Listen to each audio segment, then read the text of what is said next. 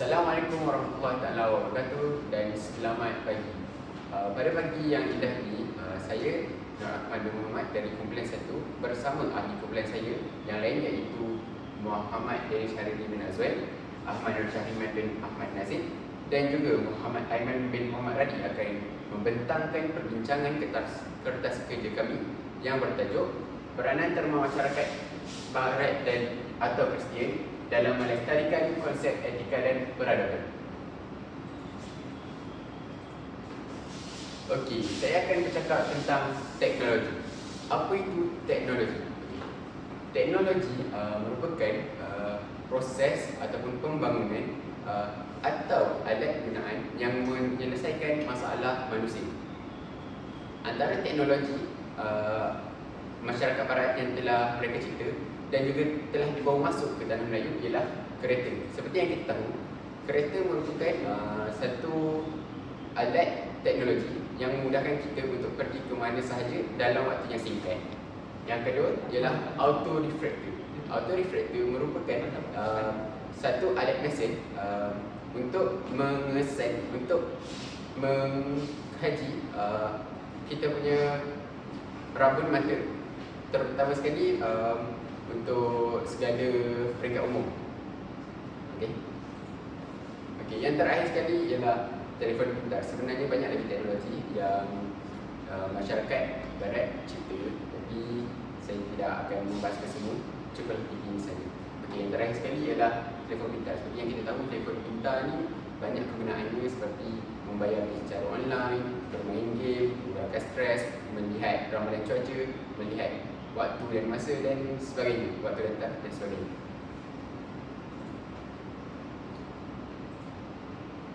Okey, sekarang saya akan menerangkan isu yang wujud apabila kita menggunakan teknologi barat secara berlebihan. Okey, yang pertama ialah ketagihan. Okey, ini saya tekankan kepada kanak-kanak bawah umur yang berumur antara 1 hingga 12 tahun, yang di mana mereka ketagih bermain handphone sehingga berjam-jam dalam sehari. Kesannya anak-anak yang ketagih bermain handphone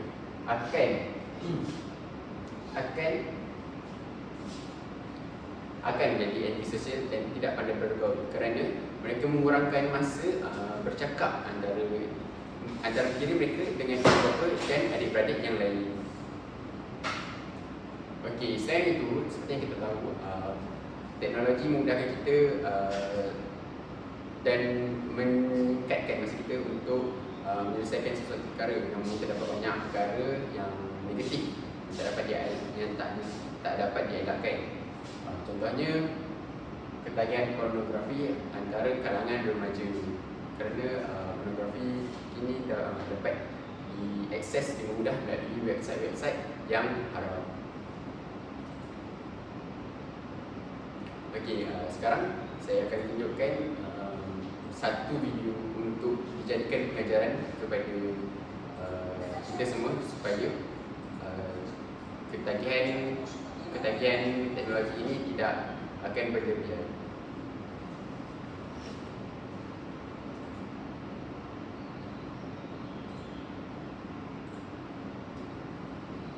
Okey, sebentar. Okey, dengan apa yang anda lihat ini merupakan seorang lelaki budak yang berumur 10 tahun yang ketagih terhadap pemain video di dalam komputer itu. Okey, namanya Syasha. Dan Syasha ini ibunya menyuruhnya untuk menyiapkan kerja sekolah. Namun itu dia tidak setuju dan menengking ibunya sendiri. Okey, lihat ini, ibunya cuba menasihatinya dengan baik, namun Syasha tidak menerima.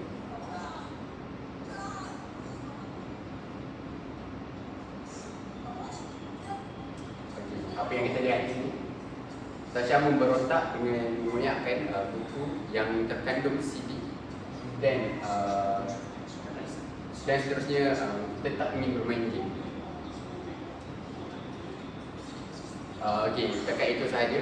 Okey, apa yang saya nak tunjukkan di sini,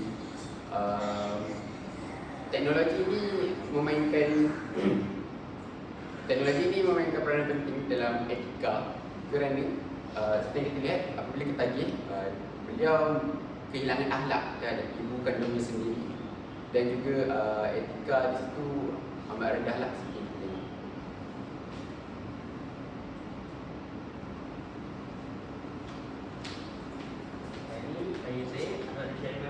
Saya akan Indonesia.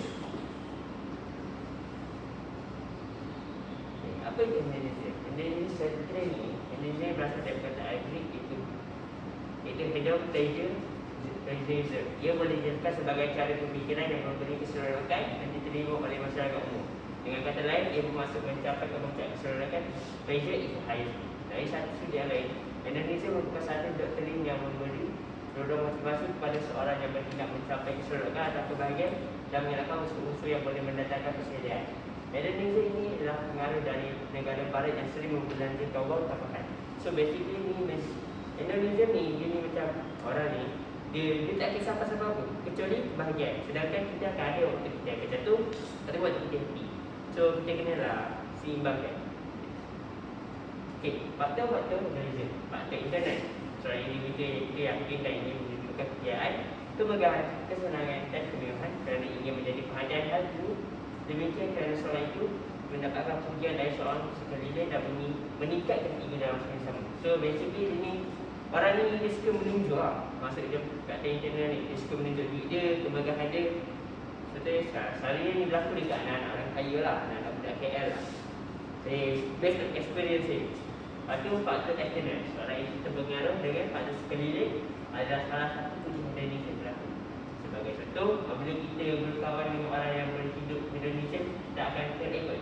Ini kerana kita mudah terpengaruh apabila selalu bersama, dilakukan oleh perasaan terikut, takut ketinggalan dan pengaruh barat memainkan peranan besar dalam hal ini. Seperti Snoop Dogg dan dekor-dekor yang lain yang suka menunjuk-nunjuk ini. Jenis-jenis Indonesia. Rasionalisasi Indonesia. Seorang yang mencari kesenangan tetapi tidak memahami konsekuensi. Tak tipu lah. Kalau kesenangan ni memanglah bagus, tapi tak tipu lah kalau tak ada konsekuensi. Macam Indonesia ni perlukan banyak duit.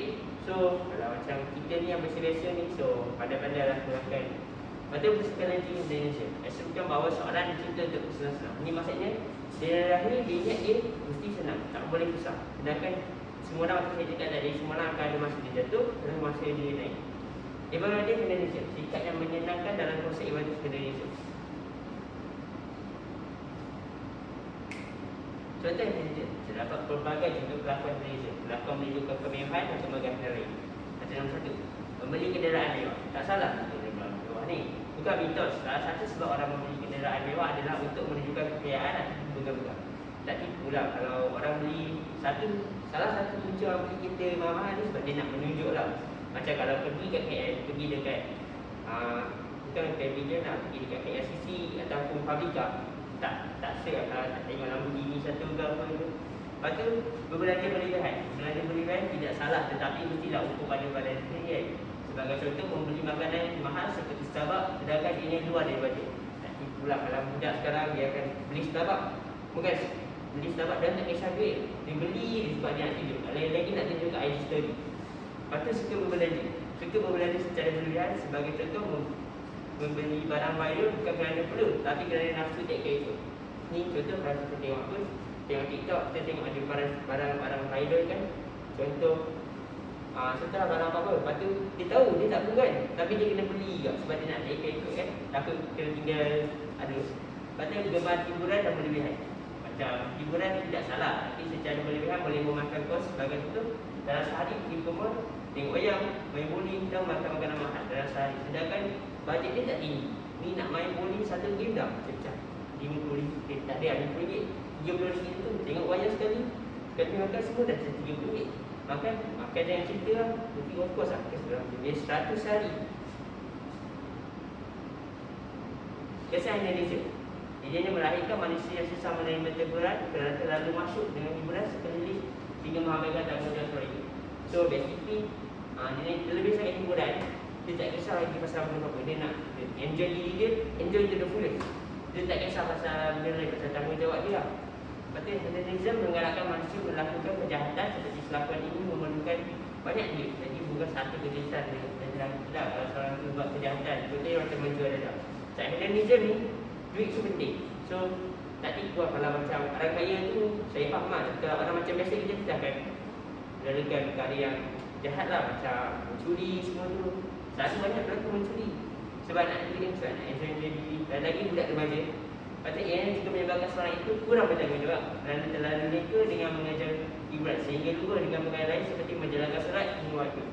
Tipu lah. Sekarang kalangan hedonism ni kan bahasa yang berkongkong yang lebih macam saya cakap tadi macam main bowling, tengok wayang. So benda-benda ni memang lama lah. So tak tipu lah kalau dia tinggal benda-benda lain macam solat dia ke tu ke. Kesimpulan hedonism ni semakin menjadi sedih.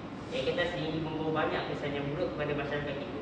Budaya ini datang dari barat kerana mereka suka mengejar hiburan yang sementara seperti pergi ke gelap malam atau belanja berlebihan. Oleh itu kita mesti kurangkan pelakon begini dengan mendekatkan diri dengan Tuhan dan belajar bersabar apabila mereka bersama. Ni contoh-contoh yang saya cakap hari itu tadi lah yang benda-benda duit. Kalau kamu pergi ke YouTube macam tengok cool kids semua tu, kamu terlampak lah, dia nampak belanja berlebihan. Bukan sebab balik, tapi sebab mereka ikutlah. Tapi saya Assalamualaikum. Seterusnya saya akan bincangkan pasal sekolah vernacular. Maksud sekolah vernacular ni merujuk kepada sekolah yang menggunakan bahasa ibu dia sendiri di sekolah.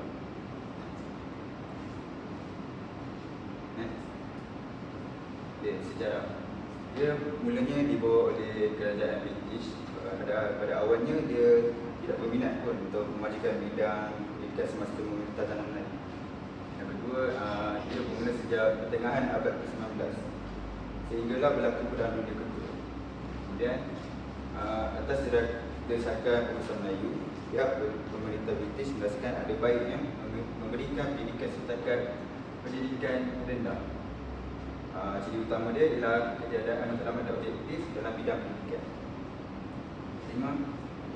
Perkara ini menimbulkan ketidakseragaman dalam orientasi dan kurikulum pendidikan yang seterusnya menimbulkan masalah yang rumit dari segi perpaduan kaum. Dan masalah perpaduan kaum ini menyebabkan berlakunya masalah dalam negara kita. Di sini terdapat jenis sekolah vernacular yang ada. First, sekolah Melayu, sekolah Cina dan sekolah India. Antara kebaikan pendidikan vernacular ialah pelajar mendapat peluang menguasai banyak bahasa. Sebagai contoh, pelajar Melayu yang bersekolah di sekolah pendidikan Cina dapat menguasai sekurang-kurangnya 2 bahasa, iaitu bahasa Melayu dan bahasa Cina. Kemudian, ia juga dapat memperkasakan bahasa ibunda kepada penontonnya dan mengelakkan ianya daripada pintaran zaman. Sambil itu terdapat juga keburukan. Ia akan menunjukkan sifat kauman yang buruk di antara kaum. Ada juga segelintir individu yang masih tidak fasih berbahasa kebahasaan walaupun telah mencapai kemajuan bahasa. Ini disebabkan kerana penggunaan bahasa ibunda yang berbeza-beza. Kemudian rasa kikok apabila bergaul dengan kaum lain. Hari ini kerana setiap kaum selesa bergaul dengan kaumnya sendiri kerana terpaksa bertutur dalam bahasa lain, ada kaum yang lain. Dan sekali syak wasangka antara kaum. Kesimpulannya, untuk mencapai perpaduan kaum, pendidikan merupakan salah satu cara yang terbaik. Second, setiap komuniti etnik perlu memahami sejarah asal di tanah Melayu. And third, menjadi warga negara yang prihatin agar mencapai wawasan yang kita ingini. Dan ia juga untuk mengelakkan salah faham antara kaum satu sama lain. Dan kelima, bersama-sama kita memupuk perpaduan untuk memajukan negara kita sendiri. And last, bertoleransi antara satu sama lain. Thank you.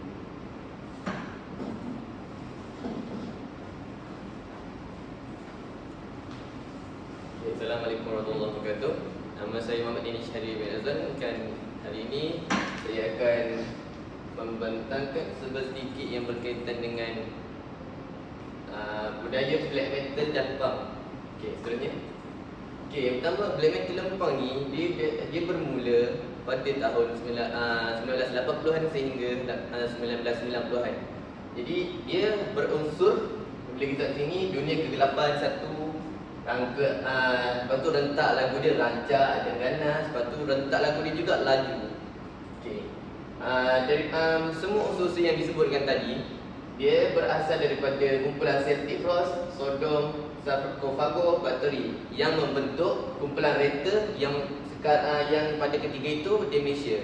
Kumpulan reaktor ni juga dia menjadi macam bapa kepada black metal yang ada di Malaysia pada ketika itu, dan seterusnya membawa kepada negara kita yang sekarang. Okey, seterusnya. Okey. Setiap kali kita akan menyebut black metal, mentaliti masyarakat kita akan berfikir black metal, peminat dia akan melakukan perkara-perkara yang tidak bermoral. Dan kedua, berbahaya dan ganas. Kedua-dua hal ini akan menyebabkan bukan sebenarnya betul-betul semua peminat black metal yang macam tu. Hal ini kerana yang selain itu minat ada setengah peminat black metal yang meminati lagu-lagu yang dibawa oleh kumpulan-kumpulan ini. Hal ini kerana lirik lagu yang menarik dan rentak lagu-lagu dan seterusnya dia berbeza daripada genre-genre muzik yang ada di negara kita pada ketika itu, seperti rock kapak dan sebagainya. Okey, seterusnya. Okey, kalau kita boleh lihatkan sini, dari segi pemakaian bahasa dan percakapan ini dicontohi oleh golongan remaja pada ketika itu, dan dia menyebabkan hal ini kerana di mata remaja ketika itu dia menarik dan sedap untuk didengar. Percakapan dia dalam bahasa-bahasa rojak. Okey, hal ini akan menyebabkan kesan dia sehingga hari ini menjadi gaya hidup kita di dunia moden. Okey, seterusnya. Okey, ini seterusnya gaya punk. Gaya punk. Yang ini dia lebih kepada pemakaian yang pasti dia ada dua, yang tidak melanggar hukum agama.